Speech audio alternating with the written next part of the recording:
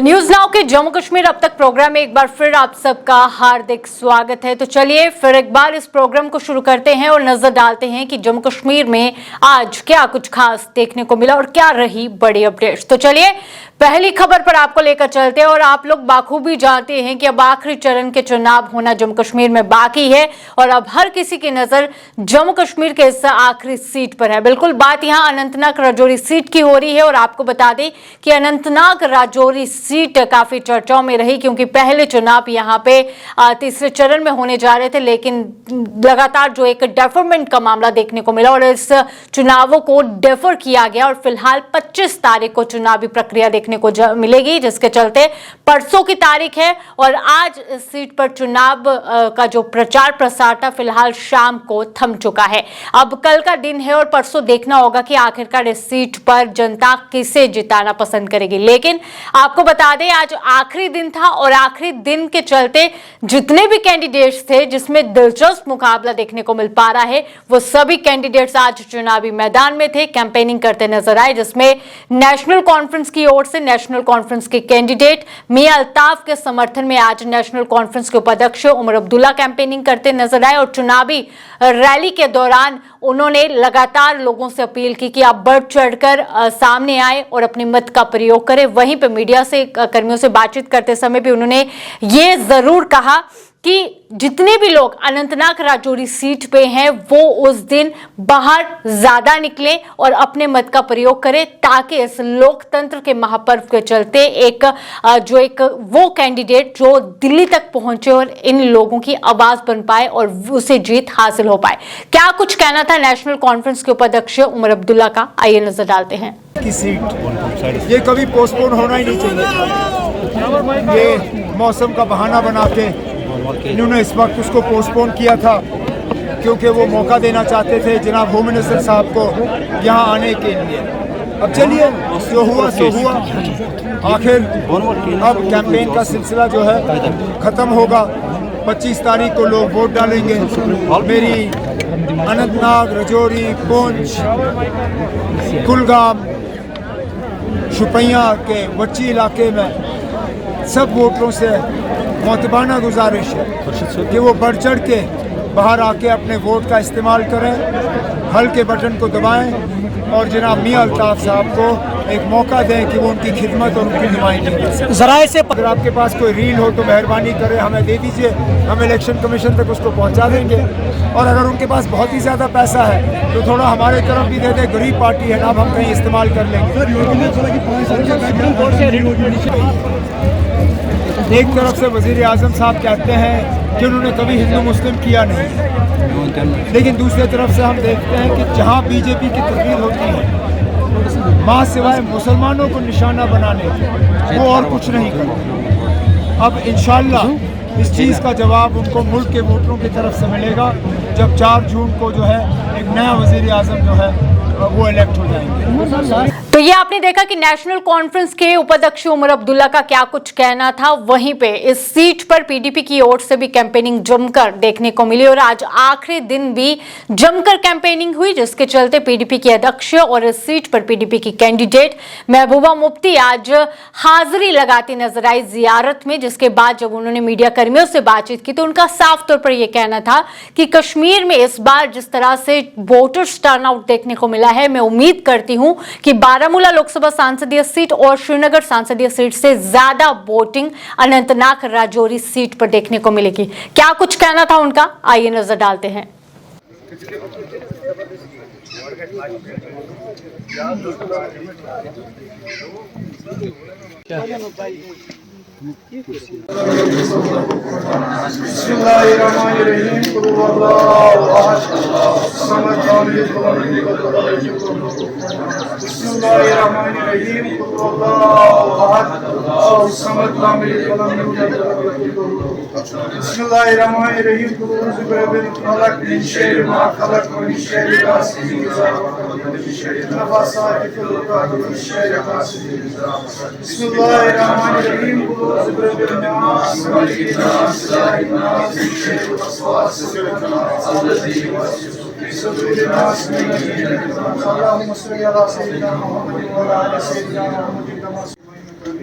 ربنا آتنا في الدنيا حسنة وفي الآخرة حسنة وقنا عذاب النار اللهم إنك عفو كريم تحب العفو فاعف عنا يا رب لا إله إلا أنت سبحانك إني كنت من الظالمين يا حنان يا منان يا ذا الجلال والإكرام حسبنا الله ونعم الوكيل ونعم المولى ونعم النصير polling जो रही काफी अच्छी मकदार में लोगों ने वोट डाले, खासकर जो नौजवान है। तो यहाँ मुझे साउथ कश्मीर में उम्मीद है कि लोग नॉर्थ कश्मीर से भी काफी रिकॉर्ड तोड़ के यहाँ पोलिंग करेंगे, वोटिंग करेंगे, क्योंकि मसले सबके एक जैसे हैं और सभी लोग एक ही पैगाम देना चाहते हैं दिल्ली की सरकार को कि जो 2019 से आपने हम पे जुल्म कर रहे हैं, तब किए, अब कर रहे हैं, तो वो हमें काबिल कबूल नहीं है। हम उसका जवाब आपको वोट के जरिए देना चाहते हैं। जी, तो जिस तरह से 370 को लेकर कल सुप्रीम कोर्ट ने आखिरी पिटीशन भी खारिज कर दी, लेकिन उमर साहब ने इल्ज़ाम लगाया कि बीजेपी के साथ बराबर की शरीक रही है पीडीपी एब्रोगेशन ऑफ आर्टिकल 370 में। और अल्ताफ बुखारी साहब का कहना है कि पीडीपी हिसाब दे कि सोर्स ऑफ फंडिंग क्या है। देखिए, जहाँ तक उमर साहब का सवाल है, 1931 से लेके जम्मू कश्मीर को लेके जितने भी फैसले हुए हैं, जितने भी मुआहदे हुए हैं, वो उनकी जमात ने किए हैं। मैं मुआहदा नहीं कहूंगी, मैं उनको बोलूंगी सरेंडर जो हुआ है। और आज जम्मू कश्मीर जिन हालात में है, जिस मुसीबत में है, जिस तकलीफ में है, वो उन्हीं क्या सारा किया धरा है। उन्होंने पहले हिंदुस्तान के साथ इलाहा किया, इक्तिदार मिला, कुर्सी मिली तो इलाहा बहुत अच्छा था, कुर्सी चली गई तो बोला अब रायशुमारी करनी है। उसके बाद 1975 में उन्होंने इंदिरा जी के साथ अकॉर्ड किया, वो भी कुर्सी की खातिर किया। जिन लोगों ने 22 साल जेल की सजा काटी, उनको क्या दिया? उन्होंने कुछ भी नहीं दिया। उसके बाद कांग्रेस के साथ अकॉर्ड करके मकबूल भट्ट को फांसी दी, वो उसका मुआहदा का वो नतीजा निकला। उसके बाद दूसरा अकॉर्ड किया, फारूक साहब और कांग्रेस में हो गया। उसमें क्या मिला? उसमें यही मिला कि 87 में सिर्फ इसी कुर्सी की खातिर रिगिंग की कि आज हमारे कब्रिस्तान जो है शहीदों से भरे हुए हैं। मुल्क के नौजवान, मुल्क के जवान भी शहीद हुए, हमारे अपने जवान शहीद हुए, हमारे बच्चे यतीम हो गए, हमारी लड़कियां बेवा हो गई। ये तो सब कुर्सी का खेल है इनके लिए मुआहदा। पीडीपी ने 2 बार, एक बार कांग्रेस के साथ हाथ जोड़ा 2002 में, और उसमें पोटा खत्म करना, टास्क फोर्स खत्म करना, जम्मू कश्मीर के मसले के हल के हवाले से बातचीत करना। और उससे बड़ा मुआहदा अगर जम्मू कश्मीर की हिस्ट्री में पिछले 70-75 साल में कोई मुआहदा किसी पार्टी ने किया हो मरकजी सरकार के साथ, हमने बीजेपी के साथ मुआहदा नहीं किया, हमने मरकजी सरकार के साथ मुआहदा किया, जिसमें हमने उनसे मसले कश्मीर के हल के हवाले से बातचीत, पाकिस्तान के साथ बातचीत, जम्मू कश्मीर में बातचीत, एस्पा को खत्म करना, 370 के साथ हाथ नहीं लगाना और रास्ते खोलना। तो मुझे बताइए, नेशनल कॉन्फ्रेंस से 40-50 साल यहाँ रहे, 70 साल से वो मुआहदे करते आए, मुझे एक बात बताइए कि उन्होंने दिल्ली से कभी कुछ मांगा हो?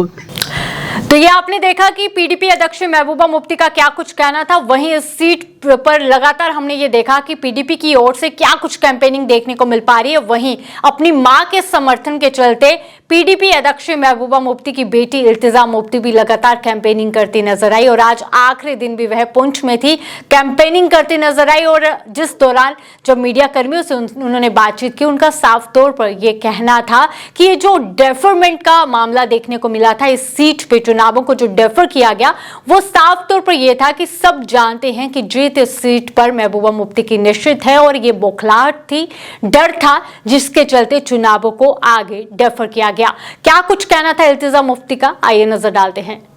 ये बिल्कुल ये जानते हैं कि पूरे कश्मीर में महबूबा जी के लिए, खास तौर से साउथ कश्मीर, राजौरी, पुंछ में महबूबा जी के लिए बहुत बड़ी वेव है और तभी इनने ये इलेक्शन डिले किया, क्योंकि बीजेपी जानती है कि उनके जो पांव तले जमीन है वो खिसक रही है।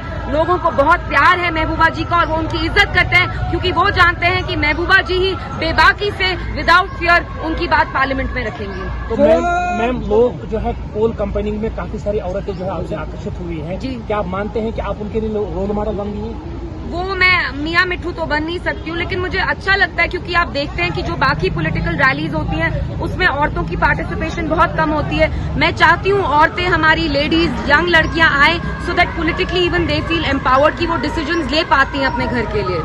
Thank you. Thank you so much.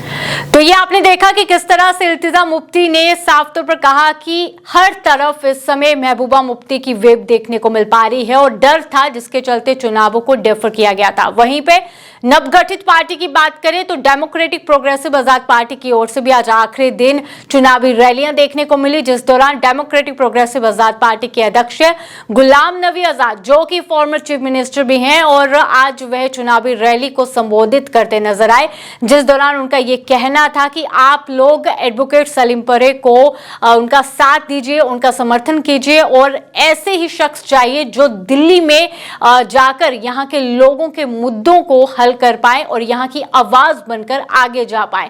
वही साफ तौर पर उनका यह भी कहना था कि असेंबली इलेक्शंस की भी आप लोग तैयारी कर लिए, क्योंकि एक जीत के बाद अब दूसरी जीत हासिल करना बेहद जरूरी है।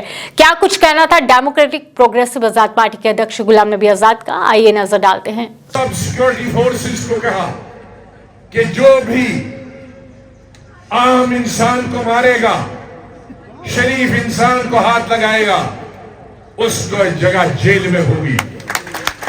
और अल्लाह का फजल है, उसके बाद कोई हादसा नहीं हुआ।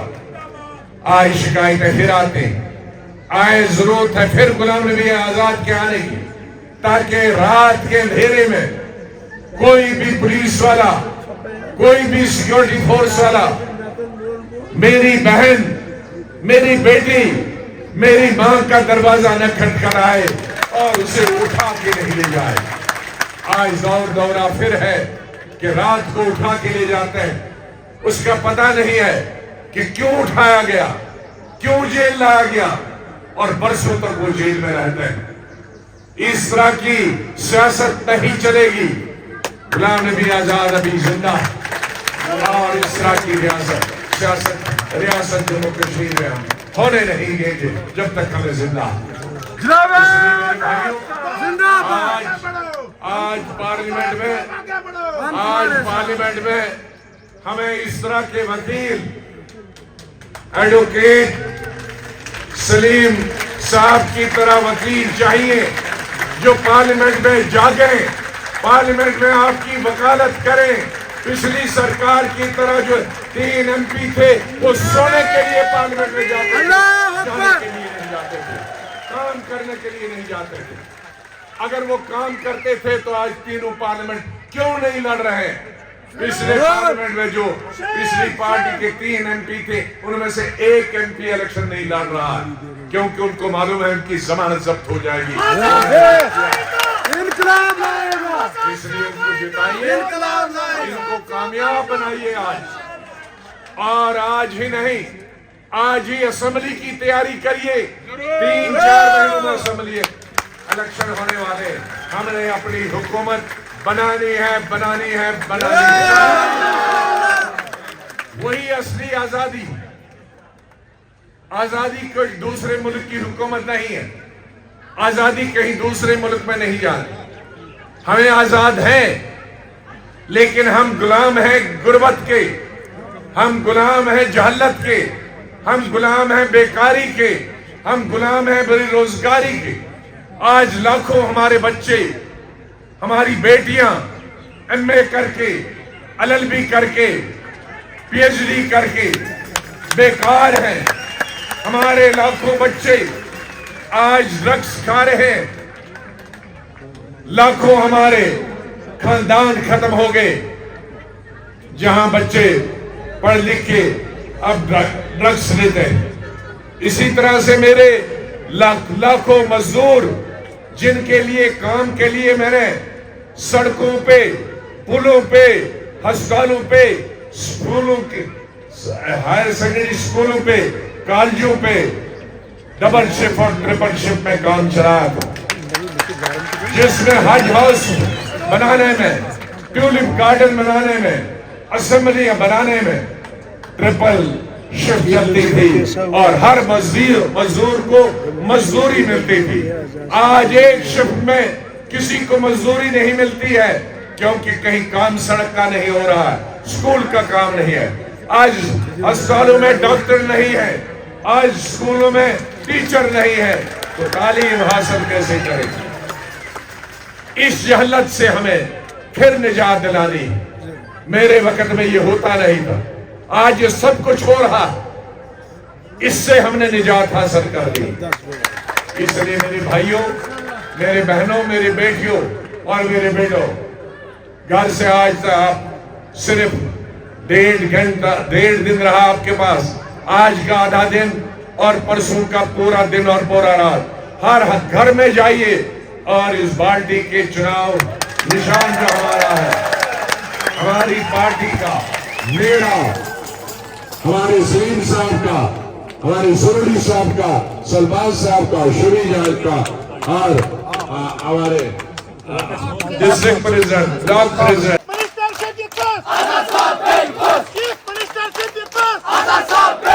जीत हमारी इंशाल्लाह, जीत हमारी इंशाल्लाह, जीत हमारी इंशाल्लाह, नेशनल हारी इंशाल्लाह, टीडीपी नहीं चलेगा, नहीं चलेगा, नहीं चलेगी, नहीं चलेगी, नहीं चलेगी।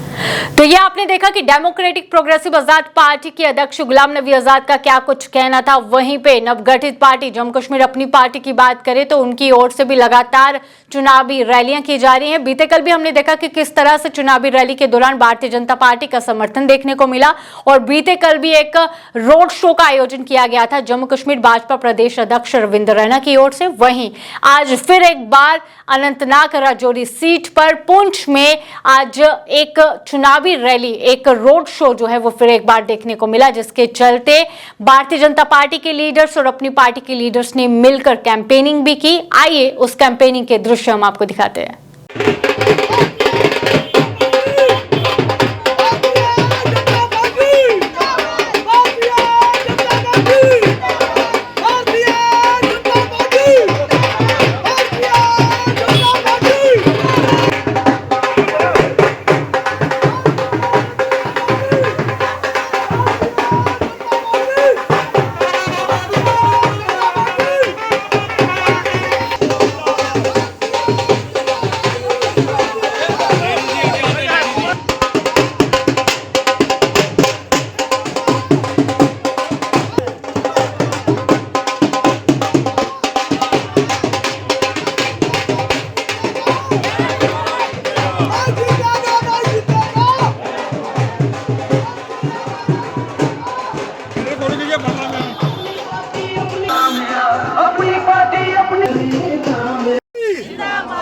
श्री नरेंद्र मोदी जी जिंदाबाद, श्री नरेंद्र मोदी जी जिंदाबाद। मार कुत्थे लानी है, मार कुत्थे लानी है, जीतेगा भाई जीतेगा, भारतीय जनता पार्टी जिंदाबाद, जिंदाबाद, जिंदाबाद, भारतीय जनता पार्टी जिंदाबाद, जिंदाबाद, जिंदाबाद, श्री नरेंद्र मोदी जिंदाबाद, जिंदाबाद, जिंदाबाद, पार्टी प्रेसिडेंट जनाब अल्ताफ बुखारी साहब जिंदाबाद, सारे भारतीय जनता पार्टी जिंदाबाद, भाई जीतेगा, बैट वाला जीतेगा।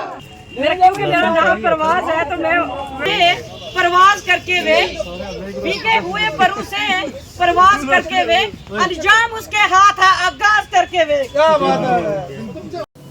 तो ये आपने देखा कि किस तरह से मिलकर चुनावी रैली की जा रही है। तो वहीं पे जम्मू कश्मीर अपनी पार्टी की बात करें तो अपनी पार्टी के अध्यक्ष अल्ताफ बुखारी आज फिर एक बार चुनावी रैली को संबोधित करते नजर आए, जिसके दौरान अनंतनाग के लाल चौक में वह आज चुनावी रैली को संबोधित करते नजर आए और उनका साफ तौर पर यह कहना था कि आप लोग जफर इकबाल मनहास को जीत हासिल करवाएं, क्योंकि जो मुद्दे हैं यहाँ के उन मुद्दों को हल करने के लिए अपनी पार्टी पूरी कोशिश में लगा हुआ है। क्या कुछ कहना था उनका, आइए नजर डालते हैं।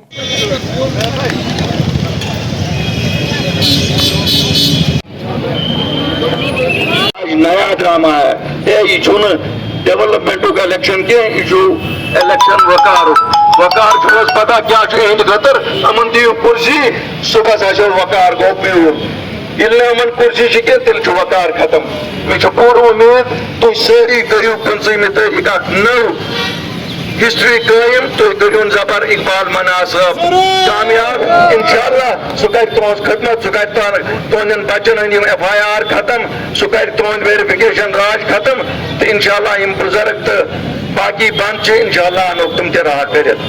शुक्रिया वसलाम।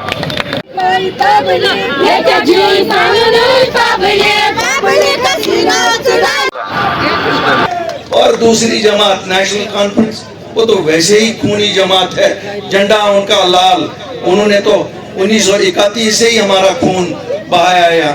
तो उनको तो सवाल में तो कितन करो मुस्लिम कॉन्फ्रेंस नेशनल कॉन्फ्रेंस, तो कितन करो इला पत वनो न हिंदुस्तान से ये कुर्सी दिसो तेल हिंदुस्तान से, ये कुर्सी दिसो तेल हिंदुस्तान से। आज क्या फोट बंद गो, आज क्या ऑटोनॉमी वना, आज क्या सेल्फ रूल वना, क्या बने खुदा कुन सात वन इंसान अल्लाह ताला मौत दिन क्या कतिलन वन बोजान, कतिलन हंदन जलसन मज वन गान, कतिलन हंदन मीटिंगन वन गान, पन बच्चे याद पेवान क्या याद थो। अगर गलती गयो यम यनो भी कतिल तो इन करो भी सुई कत्ल गारा, इनके लिए अमन, इनकी कुर्सियों का खतरा है। अगर आपने अपने बच्चों की इज्जत और विकार बचानी है तो कोसों मील इन दोनों खानदानों को दूर रखो सियासत इक़्तिदार से। इनका इक़्तिदार मतलब है आपके बच्चों की जेल, आपके बच्चों के खिलाफ FIR, आपके बच्चों के खिलाफ PSA, बेचारे जमात इस्लामी वालों के खिलाफ बैन। अल्लाह के फजल से हम लड़ेंगे, वो बैन भी उठे और ये भी इसलिए भी लड़ेंगे कि उनके सब स्कूल चलें। क्यों नहीं चलेंगे उनके स्कूल? जो हमारे घरों में तीन पहुंचाएगा हम उनके लिए पीछे पीछे उनके चलेंगे और उनका हर जगह पे दिफा करेंगे।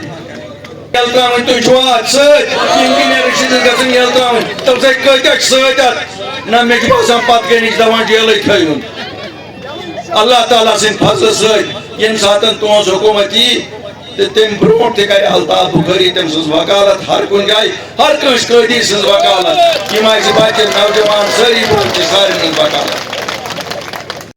इसी के साथ फिलहाल आज के प्रोग्राम में इतना ही, लेकिन एक सवाल आपके समक्ष रखना चाहेंगे। सवाल ये है कि क्या लगता है कि किस तरह से ये आखिरी चुनाव एक ट्विस्ट लेकर आएगा या फिर क्या चेंज देखने को मिलेगा? आप क्या चाहते हैं इन चुनावों से और आपका क्या कहना है कि अपनी पार्टी या फिर डेमोक्रेटिक प्रोग्रेसिव आजाद पार्टी या फिर नेशनल कॉन्फ्रेंस या फिर PDP कौन बाजी मारेगा? कमेंट सेक्शन में जाइए, अपनी राय जरूर साझा करिए और फिलहाल मुझे दीजिए इजाजत। धन्यवाद।